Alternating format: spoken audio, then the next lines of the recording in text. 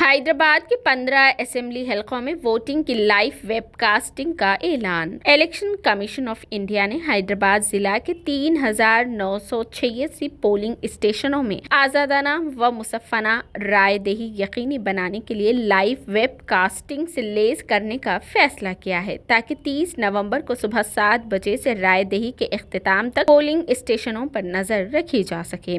حیدرآباد ضلع کے 15 اسمبلی حلقے جات میں لائیو ویب کاسٹنگ کی سہولت فراہم کی جا رہی ہے، جس کا مقصد حساس اور امکانی گڑبڑ والے پولنگ اسٹیشنوں پر نظر رکھنا ہے۔ کمیشن کے عہدیداروں نے بتایا کہ پولنگ اسٹیشن اور اطراف کے علاقوں میں رائے دہندوں کے لیے محفوظ ماحول فراہم کرنے کے مقصد سے یہ فیصلہ کیا گیا ہے۔ الیکشن کمیشن آف انڈیا نے چیف الیکٹورل آفیسر اور ڈسٹرکٹ الیکشن آفیسر کے اشتراک سے مبصرین کا انتخاب کیا ہے جو رائے دہی کی مکمل طور پر راست نگرانی کریں گے۔ جن اسمبلی حلقے جات میں ویب کاسٹنگ کے لیے پولنگ اسٹیشنوں کی نشاندہی کی گئی ہے ان میں ملک پیٹ 300، 236، خیرتآباد 245، جوبلی ہلز 329، سنت نگر 229، نامپلی 277، کاروان 311، گوشہ محل 235، چار مینار 198، چندران گٹا 305، یاقوت پورہ 332، بہادر پورہ 263، سکندرآباد 220 اور کنٹونمنٹ